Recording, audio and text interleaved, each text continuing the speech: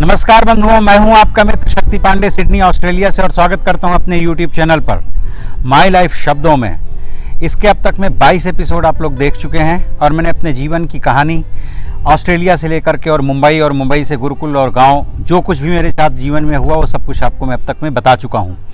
और अब ये आखिरी के कुछ एपिसोड्स बचे हैं। मेरा ख्याल है ये अगर 22 पूरे हो चुके हैं, 23, 24, 25, ज़्यादा से ज़्यादा 3 एपिसोड और चलेगी ये कहानी। और उसके अंतर्गत मैं अपने जीवन से संबंधित जितनी भी घटनाएं हैं उन सबको वहाँ जा कर के 2-3 एपिसोड के बाद में पूरा कर लूँगा। तो उसके बाद में फिर कुछ और शुरू करेंगे। माई लाइफ शब्दों की जगह कोई और कहानी या कुछ और सेगमेंट लेकर के आएंगे, वो फिर मैं आपको इंट्रोड्यूस करूँगा। तो पिछले वाले वीडियो में आपने सुना कि मैं और मेरे एक मित्र हम किसी के घर पर पहुँचे। वो जो मेरे साथ में थे वो उनकी मुँह बोली बहन का घर था जहाँ मैं गया हुआ था। और वहाँ पहुँचे तो हालांकि हम गए तो मिलने जिनसे हालांकि हम वहाँ पर जिनसे मिलने गए थे वो जो मेरे मित्र हैं उनकी मुँह बोली बहन थी। पर वहाँ पर उस दिन एक शख्स और था जिसको होना नहीं चाहिए था वैसे तो, लेकिन इट वॉज जस्ट कोइंसिडेंट कि ये वहाँ पर थी। और वो कौन है अब तक तो आप लोगों को समझ में आ ही गया होगा कि वो कौन है।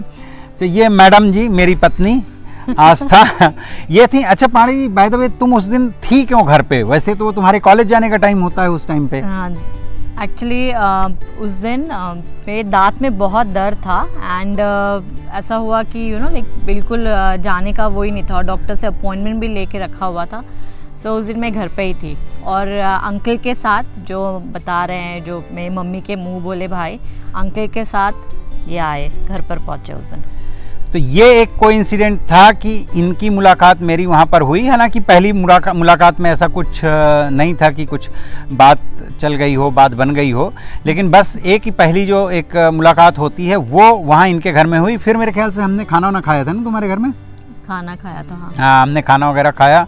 और चूँकि इनकी मदर और मैं, हम दोनों लोग जो हैं बहुत टॉकेटिव हैं, मतलब बातें काफ़ी करते हैं। पर इनकी मदर जो हैं वो मुझसे कहीं बहुत ज़्यादा बातें करती हैं।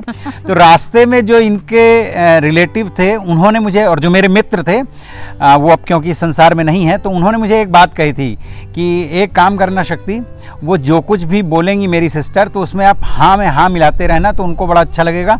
अगर आपने किसी चीज़ में कुछ अपना टीका टिप्पणी कुछ की तो शायद उनको ना अच्छा लगे, और वो बोलती हैं। तो ये थोड़ा सा उन्होंने मुझे पहले से फीडबैक दिया हुआ था, लेकिन उन्होंने कोई ऐसी बात की ही नहीं थी जो फालतू की बात हो। उन्होंने घर को रेनोवेशन करवाया था और कलर वगैरह करवाया था, तो वही अच्छे से दिखाया और बड़ा खूबसूरत उन्होंने घर को अपना सजाया संवारा था। तो उसी से रिलेटेड, और आप भी समझ सकते हैं कि अगर कभी आप कोई घर खरीदते हैं या उसके अंदर कुछ ऐसा काम करवाते हैं तो डेफिनेटली एक शौक़ तो होता है। मुझे भी भाई बहुत शौक़ है कि मैं कोई चीज़ अपने घर में करता हूँ तो लाइक मुझे अच्छा लगता है कि मैं अपने दोस्तों को या अपने फैमिली के लोगों को इंट्रोड्यूस करूँ और बताऊँ।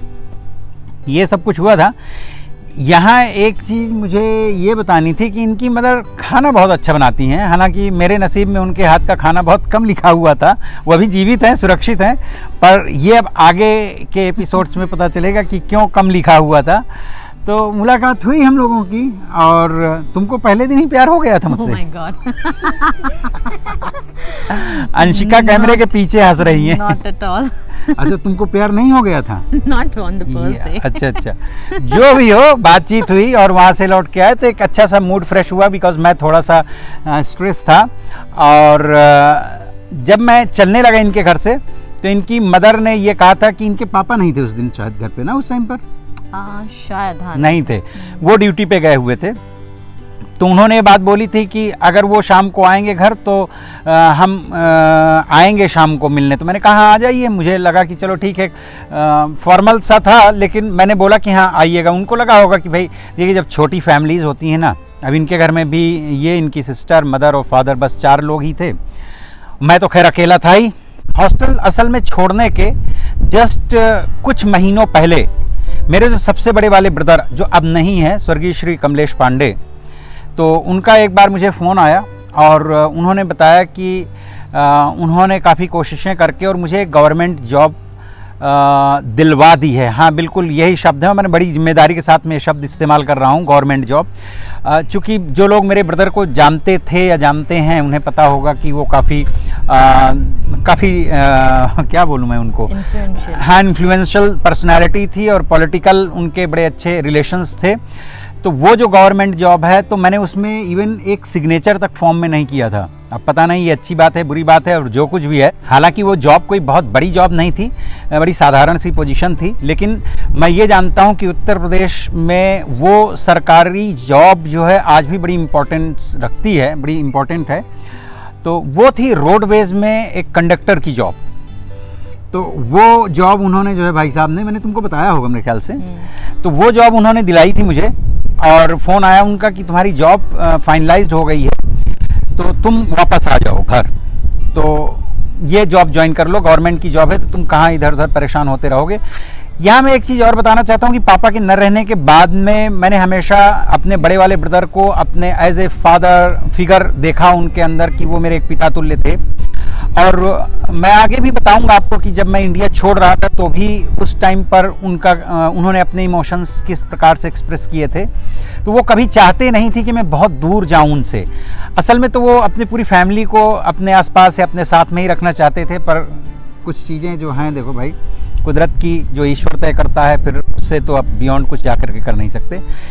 तो वो मुझे उन्होंने बुलाया, लेकिन मैं बहुत ऐसा कन्फ्यूजन था मेरे दिमाग में, क्योंकि मुझे 2-3 साल हो चुके थे, नहीं 5-6 साल लगभग घर से निकल करके हो चुके थे। मैंने गुरुकुल का जीवन देख लिया था, मुंबई का भी 1.5-2 साल का जीवन देख लिया था, कुछ पैसे वगैरह भी कमा लेता था। और भविष्य के लिए मुझे काफ़ी चीज़ें जो है मुंबई में ऐसा लगा था कि एक सरकारी नौकरी, गवर्नमेंट जॉब से भी बेहतर फ्यूचर शायद मैं अपना बना सकता हूँ। ये 4-5-6 साल की जर्नी में मुझे समझ में आ गया था। तो शायद मैं कंफ्यूज था, इसलिए उन्होंने जो मेरे दूसरे वाले ब्रदर हैं जो सुप्रीम कोर्ट में हैं, एडवोकेट हैं अनिल पांडे जी, तो उनको उन्होंने भेजा कि जा करके मुझे लेकर के आए। तो वो आए, तो फिर मेरे बड़े ब्रदर आ जाएं मुझे लेने। तो आज भी हम लोगों के परिवारों में अभी वो, चाहे आप ये समझ लें कि हम लोग बैकवर्ड हैं और चाहे समझ लें कि संस्कार हैं, अच्छा बुरा जो कुछ भी आप कंसीडर करें, लेकिन बड़े ब्रदर आ गए तो फिर मेरे पास कोई 2 विकल्प नहीं बचे, मुझे जाना ही था। और बगैर किसी बहस के और इसके मैं उनके साथ में वापस आ गया और आ करके मैंने उनके सम्मान के लिए सर्विस, वो जॉब मैंने ज्वाइन कर लिया। और मैं जो है तो दिल्ली के रूट में चलता था, तो वो लगभग 1 महीने मैंने जो जॉब भी की, और वो ट्रेनिंग का कुछ 20-25 दिन का या 1 महीने से कम का जो टाइम पीरियड था वो ट्रेनिंग का था, वो मैंने कंप्लीट किया। और उसके बाद में लेकिन मुझे जो है उस जॉब में किसी भी तरह का कोई सेटिस्फेक्शन नहीं था। हालांकि अगर वो जॉब मुझे 5-6 साल पहले ऑफ़र हुई होती, मिली होती, या मैंने कोशिश की होती, या फैमिली के किसी व्यक्ति ने कोशिश करके दिलाई होती, तो मेरे लिए वो जॉब बहुत अच्छी होती। लेकिन वो 5-6 साल में चूँकि दुनिया को आपने एक अलग नज़रिए से देख लिया होता है, और कुछ चीज़ें मुझे ऐसा लगता था कि मैं कर सकता हूँ, मैंने की भी थी, तो उस जॉब को मैं बहुत एंजॉय नहीं कर पा रहा था। लेकिन मैं था बहुत बड़े धर्म संकट में। वो ये कि मेरा जो फैमिली बैकग्राउंड था और पिछले पापा के न रह जाने के बाद से जो चीज़ें हम लोग फेस कर रहे थे, ऐसी सिचुएशन में, और मेरे 2 बड़े ब्रदर और जो ये मेरे बीच वाले ब्रदर हैं वो तो तभी भी ISPCS की कॉम्पिटिशन्स की तैयारी कर रहे थे इलाहाबाद में। ऐसी सिचुएशन में फैमिली को पैसों की बहुत ज़रूरत थी। तो it was very difficult decision for me कि मैं क्या करूं, इस जॉब में रह करके अपने आप को सैक्रिफाइस करूं, या मुझे वहां जाना चाहिए जो मैं जीवन चाहता हूं कि मैं जी सकता हूं। इन्हीं तमाम उहापोह में एक दिन मैंने अपने मदर से बात की, तो मदर ने कहा कि मुझे अपने बड़े भाई से बात करना चाहिए।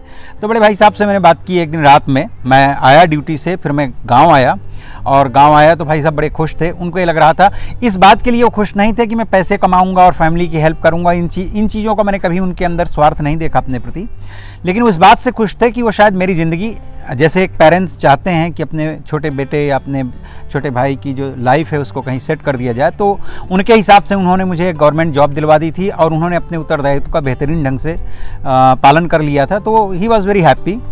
लेकिन उस रात मैंने उनसे बातचीत शुरू की, और मैंने सारा जो कुछ भी मेरा अपना अनुभव था मुंबई से संबंधित और फ्यूचर को लेकर के मेरे दिमाग में क्या चीज़ें चल रही हैं, वो सारी मैंने उनको एक्सप्लेन की।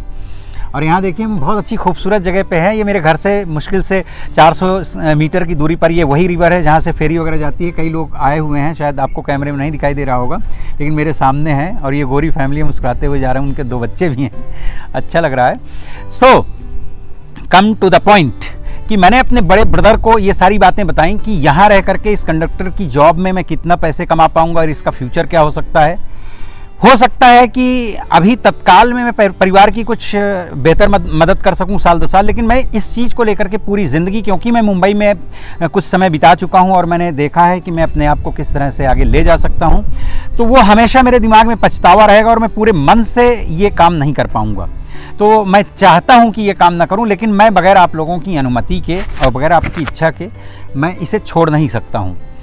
और मेरे बड़े ब्रदर इसीलिए तो बड़े थे और पढ़े लिखे आदमी थे, तो उन्होंने उस रात मुझे ये बात बताई कि मैं नौकरी तुम्हें सिर्फ इसलिए नहीं करवाना चाहता कि परिवार को इस समय किसी की जॉब की ज़रूरत है। हालांकि वो पढ़े लिखे आदमी थे और कुछ लोगों ने ये भी बाद में बात कही कि मेरी जगह पर उनको ही कर लेना चाहिए था, लेकिन वो जिस तरह की उनकी एजुकेशन थी वो उस तरह की जॉब हम खुद भी नहीं चाहते कि करते। एनीवेज़ तो वो मेरी बात समझ गए और उन्होंने कहा कि कोई बात नहीं, मैं तो तुम्हारी खुशी के लिए चाहता था कि ये जॉब करो। अगर तुमको लगता है कि तुम इससे बेहतर भविष्य की तलाश कर सकते हो और अपने लिए कुछ अच्छा कर सकते हो तो that's your decision and I have no problem with that. और उन्होंने खुशी खुशी मुझे वापस मुंबई जाने की आज्ञा दे दी और मैं फिर से मुंबई आ गया। और उसके बाद फिर मेरा एक्सीडेंट हुआ। एक्सीडेंट के बाद में वो कहानी आपको पता है कि किस तरह से मैं घर आया और फिर इनसे मिला। अब उस रात ये लोग आ गए भैया, चारों लोग, है ना, और बैठे। उनको देखना था कि इनके जो मतलब इनकी मदर के जो ब्रदर थे वो जहाँ रह रहे हैं वो व्यक्ति कैसे है, क्या है, वो थोड़ा सा उनका कंसर्न था। तो सगे ब्रदर नहीं थे वो, उनके भी कज़िन थे। तो देख के बड़ी खुश हुई, अच्छा लगा और इनकी फैमिली से मिल करके मुझे भी अच्छा लगा। इनफैक्ट इनके जो पापा हैं वो तो बहुत अच्छे आदमी हैं, बहुत अच्छे इंसान हैं। और कभी अगर आप मिलें, और कभी मैं इंडिया, चूँकि ये सब फ़्लाइट की प्रॉब्लम्स चल रही हैं कि ओवरसीज़ हम ट्रैवल नहीं कर सकते, अगर जीवन में हम लोग फिर से कभी मुंबई जा पाए, इंडिया जा पाए, जो कि निश्चित रूप से 1-8 साल में पॉसिबल हो पाएगा, तो मैं अपने किसी वीडियो में मैं उनकी आपसे मुलाकात भी करवाऊंगा। तो बड़े सीधे साधे आदमी, पढ़े लिखे आदमी थे। वो अपने टाइम के इंग्लिश मीडियम के पढ़े हुए थे, ग्रेजुएट थे और गवर्नमेंट जॉब थी और बॉम्बे में ही हैज स्टडीड। हाँ, बोलो बोलो क्या बोल रही थी? पापा की पूरी जो पढ़ाई लिखाई, like born and bought up, you can say it's in Bombay only, Parel area में। हाँ, और वो इंग्लिश भी बहुत अच्छी बोलते हैं, पर इंग्लिश से भी बेहतर मराठी और मराठी से भी बेहतर हिंदी बोल लेते हैं। तो लाइक उनको तीनों लैंग्वेज का बहुत अच्छा नॉलेज है। सेकेंडरी, वो बहुत सीधे हैं। इनकी मदर जो हैं वो बड़ी तेज़ हैं, अब तो खैर बेचारी बुढ़ी हो गई हैं और उनको नीज़ की थोड़ी सी प्रॉब्लम है, तो अब पापा ही उनकी देख रेख करते हैं और इनकी छोटी सिस्टर है वहाँ पर। तो उनसे कुछ नहीं था। इनकी मदर भी अच्छी है, ऐसा नहीं है तेज है तो कोई बदतमीज़ बदमाश हो, नहीं, ऐसा नहीं है। पर वो ऑफ कोर्स कोई तो एक कपल में से कोई एक व्यक्ति जो है वो थोड़ा सा ज़्यादा तेज होता है, तो वो ऐसी थी। और उस टाइम पे मेरा अपना थिएटर और एक्टिंग का सब कुछ चल रहा था। इनकी छोटी वाली सिस्टर ने प्रभुपाद जी के सिस्टर का रोल किया था। वो क्या नाम था वो सीरियल जो आया था जिसमें काम किया था मुस्कान ने? प्रभुपाद नहीं, अभय चरण। अभय चरण, हाँ, वो सीरियल का नाम था अभय चरण, जो प्रभुपाद जी के जीवन पर था। तो प्रभुपाद जी के नाम अभय चरण ही था एक्चुअली। वो तो बाद में प्रभुपाद बने जब वो इस्कॉन से हुए। अच्छा, जब इस्कॉन उन्होंने शुरू किया। अभय चरण, अच्छा, अभय चरण ही नाम का था उनका। तो उनकी छोटी बहन या बड़ी सिस्टर का, बड़ी बहन का रोल मुस्कान ने किया था। आई मीन उसका थोड़ा सा इंटरेस्ट था फिल्म इंडस्ट्री में और मेरा भी था, तो मुझे लगता है ये एक कारण बन गया हमारी कनेक्टिविटी का। फ्रिक्वेंटली इन लोगों का आना जाना हुआ। फिर कुछ दिन मुस्कान ने मेरे से थोड़ा बहुत एक्टिंग वगैरह का भी वो सीखा भी उसने। तो ये कॉलेज से आती थी, लेते हुए जाती थी। फिर मैं इनको लोगों को इनके घर तक छोड़ने पैदल जाता था, बातें करते हुए। बहुत दूर नहीं था, मेरे ख्याल से 1 किलोमीटर 1.5 किलोमीटर 1.5 किलोमीटर 1 किलोमीटर। तो वो मैं शाम को इनको छोड़ने होने जाता। वो एक सारा सिलसिला शुरू हुआ। और उसके पहले चूंकि मेरे जीवन में कुछ ऐसा हुआ था, एक आध रिलेशनशिप इस तरह से जो डेवलप हुई थी, फिर वो कहीं सक्सेस नहीं हो पाई, तो वो एक वैक्यूम था लाइफ में। तो ये थोड़ी केयरिंग थी, ये केयरिंग हर तरह से केयरिंग थी, लाइक जो होना चाहिए एक पत्नी में जो आप चीज़ें ढूंढते हैं, तो इनमें था वो। धीरे धीरे थोड़ा सा फिर एक हो गया, हालांकि प्रपोज इन्होंने ही किया था। Oh my God, don't tell. Yes, you proposed मी। हाँ? हाँ, रियली। एक्चुअली तो प्रपोज ही नहीं किया हम दोनों ने। अब वैसे तो हाँ, खैर एक फॉर्मल तौर पे हाँ। देखा जाता नहीं हुआ क्या था। Okay, let me explain you.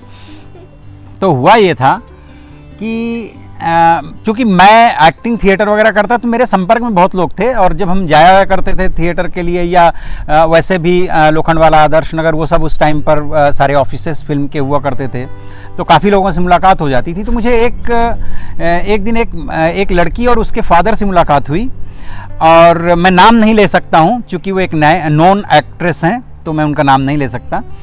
तो उनसे मुलाकात हुई, और वो जस्ट 2 या 3 दिन पहले आए थे। और उस टाइम पे देखो एक कौन सा गूफी पेंटल साहब का कोई सीरियल था, क्या था वो सब मुझे इतना याद नहीं आ रहा, तो उसकी कास्टिंग के लिए उनको बुलाया गया था, समथिंग कुछ हुआ भी था।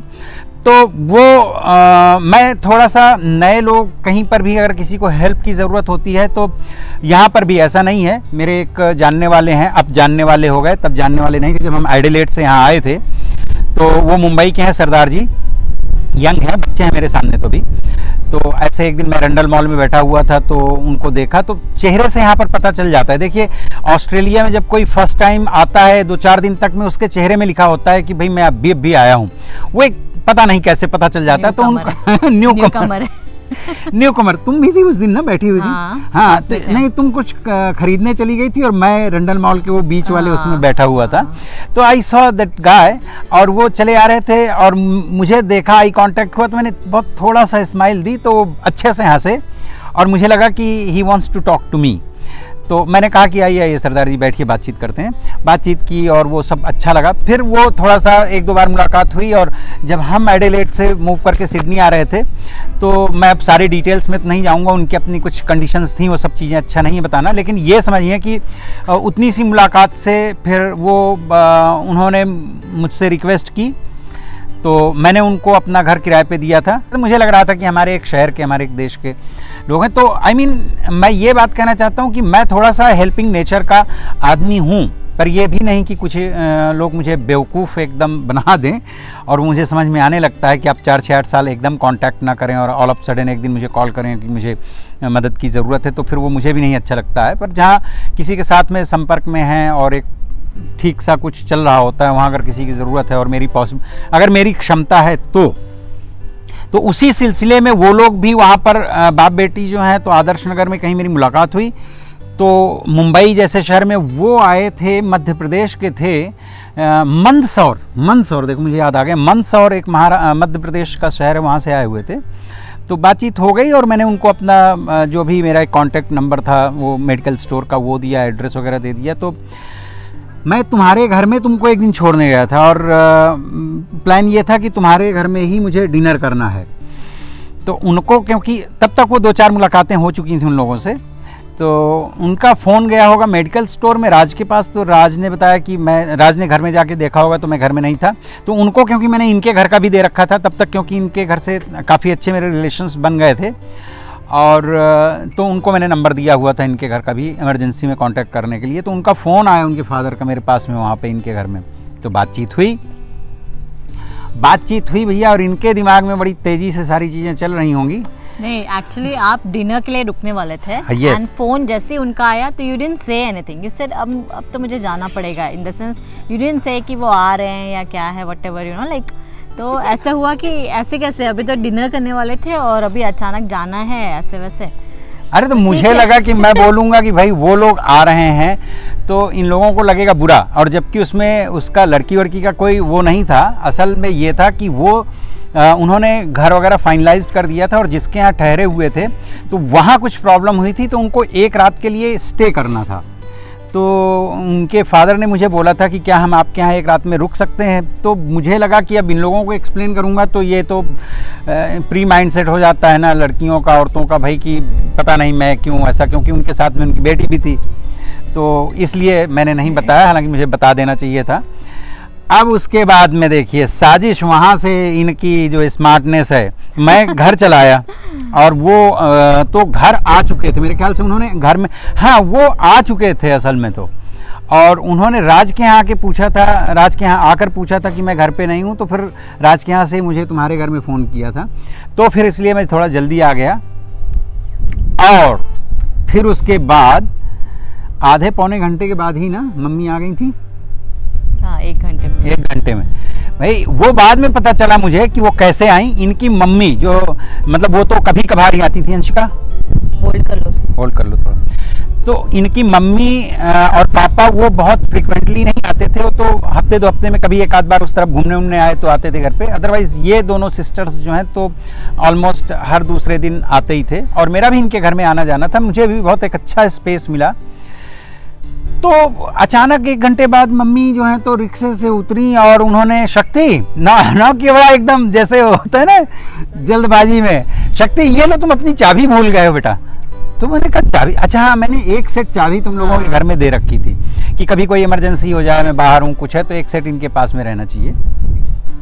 तो भैया मुझे लगा कि यार ये चाबी की तो कोई ज़रूरत नहीं थी, पर इतना तो मुझे भी समझ में आता है और किसको भी आ जाएगा, हाँ, कि वो असल में रेकी करने आए थे कि मेरे घर में। ऐसा हुआ क्या है कि आप तुरंत मतलब चले गए? हम लोगों को शक हो गया था कि वो ही आने वाले होंगे। हाँ, वो लड़की को ये जानते थे, बता मेरे ख्याल से तुम लोग मिल चुके थे ना, तुम तो मिल चुकी थी उससे, एक बार मिल चुके थे। और वो ठीक ठाक सी एक्ट्रेस हैं और नोन है, उनको 1-2 बड़ी फिल्मों में भी देखा है, छोटी फिल्में काफ़ी की हुई हैं, नाम नहीं ले सकता मैं, भैया सबका अपना अपना मतलब प्राइवेसी होती है लाइफ की। तो इनकी मम्मी आई और उन्होंने खिड़की से झाँक के और वो देखा कि हाँ उसके फादर और वो और मैं तीनों लोग बैठे हुए हैं। फिर बाद में, काफ़ी बाद में इनकी मदर ने बताया था कि भाई शक्ति मैं नहीं आ रही थी, ये तो इन्होंने फोर्स किया कि इनका नीचे एक कजिन रहता था, क्या नाम था उसका? राजेश। तो राजेश को भी तैयार करके और मम्मी को तैयार करके फोर्स करके इन्होंने भेजा था कि जाके देखिए अरे कोई होगा, कौन है क्या है। तो वो पूरा हमारी रेकी करके गए और सब कुछ बहुत अच्छा चला। शुरू के मेरे ख्याल से 7 मंथ्स तक जो है तो बहुत ही बढ़िया रिलेशनशिप हुई और सब अच्छा इनकी फैमिली के साथ में। और इसी दरमियान जो है फिर बीच में कुछ ऐसा हुआ, एक दिन ऐसा इंसिडेंट, इनकी असल में जो छोटी वाली सिस्टर है तो इनसे 6-7 साल छोटी है, कितना 7 ईयर्स ना, 7 ईयर्स छोटी है और वो बहुत स्मार्ट है। मैं इनके मुंह पे भी बोलता हूँ और उसको भी पता है, मैं उसको भी बोलता हूँ, she is really very smart. छोटी बहनें होती हैं। कल मैं बोल रही हूँ, हाँ बोलो। कल आप लोग भी देखिए कपिल शर्मा के शो में करिश्मा कपूर और रणधीर कपूर आए हैं, बाप बेटी। तो वो उसने पूछा कि भैया इनकी कोई डिमांड थी जैसे बच्चे की होती है? तो उसने बोला नहीं ये तो बहुत प्यारी बच्ची थी, मतलब गुड गर्ल ऐसे। किसके? करिश्मा के बारे में? करिश्मा को। तो वो बोला कि अच्छा ओके, नहीं तो करिश्मा ने उससे पूछा कि डिड आई डिमांडेड एनीथिंग? तो उसने बोला नहीं तुम तो बहुत प्यारी है। तो कपिल को रणधीर ने बोला ये तो हमारे फैमिली की गैया है, गैया। हाँ, गाय। और जो करीना है ना वो बड़ी चंट है, वो तो इसको हाथ पकड़ा के ना रोड क्रॉस भी कराती थी। एग्जैक्टली तो सेम थिंग। और हाँ ये तुमने सही कहा कि करीना कपूर जैसा ही नेचर है उसका, कुछ स्टाइल, एटीट्यूड। कई बार लाइक मैं ये रिलेट किया करता था जब वो बात करती है मुस्कान, तो मुस्कान वॉज वेरी स्मार्ट। पापा बहुत सीधे साधे, मदर तो हाउसवाइफ हैं तो वो घर में ही रहती थी और इनका भी अपना बहुत सीधा सा फंडा था लाइफ का, पर वो स्मार्ट थी। तो उसको लगा कि मेरे आ जाने से फैमिली में 2-4 बार मैंने जो है थोड़ा सा कंट्रोल करने की, क्योंकि वो 6-7 स्टैंडर्ड में कुछ पढ़ती थी ना उस टाइम पे, 7th का तो शायद एडमिशन मैंने करवाया था। 6th में होगी। हाँ 6th में थी, तो फिर 7th में मैंने ही, मेरे बगल में एक इंग्लिश स्कूल था तो वहाँ एडमिशन मैंने करवाया। तो उसको 1-2 बार में लगा होगा कि भाई मैं अचानक कहाँ से आ गया और चीज़ों को कंट्रोल करता हूँ, शायद मुझे ऐसा लगता है, मैं एज्यूम करता हूँ, might be I am wrong. तो उसने थोड़ा सा कुछ मम्मी जी का इनके अपना ब्रेन वॉश करना शुरू किया, फिर कुछ हुई हमारे बीच में थोड़े बहुत, फिर कॉम्प्लेक्सेस, मिसअंडरस्टैंडिंग्स आई। और होता ही है फिल्मों में, लव स्टोरी में नहीं होता कि पहले शुरू में तो सब अच्छा होता है, बाद में जाके और वो फिल्मी लव स्टोरी से भी खतरनाक मोड़ लिया था। इवन हम लोगों का आगे जो हुआ, किस तरह से हमने शादी की, वो वाला जो बीच का एक पोर्शन है जिसमें सारी घटनाएं बहुत तेजी के साथ में घटी थी, वो जब हम इसके अगले वाले वीडियो में आपको बताएंगे तो आपको लगेगा कि उसी हमारे घटनाक्रम पर एक मूवी बनी थी। What was the name of that movie?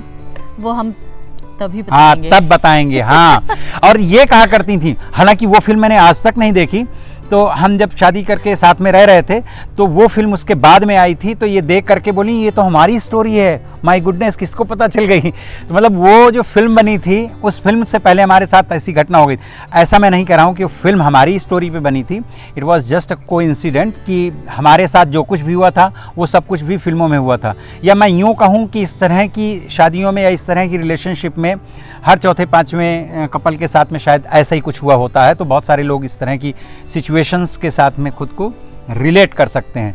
But those days were very beautiful, memorable, बहुत अच्छा टाइम पीरियड था वो 6-7 महीने का। हमने खूब अपनी लाइफ को भी एंजॉय किया। एंड आफ्टर दैट कैसे आगे हम लोग मिल तो चुके थे, पर हस्बैंड एंड वाइफ की तरह हमारी शादी कैसे हुई, हमने शादी कैसे की, वो सारा कुछ जो है बहुत काफ़ी इंटरेस्टिंग होने वाला है। क्योंकि अब वो जो फिल्मों में होता है कि एक विलेन और एक वो सारा पॉजिटिव नेगेटिव कैरेक्टर्स इन्वॉल्व होंगे और तमाम सारी चीज़ें ऐसी होंगी जो बहुत ही इंटरेस्टिंग लगेंगी और काफ़ी नई लगेंगी। तो ये सब कुछ देखने के लिए आप देखते रहिए माई लाइफ शब्दों में भाग 24। इसके बाद के एपिसोड आप देखिएगा और ये है 23। मिलते हैं फिर दूसरे वीडियो में, तब तक के लिए बाय बाय।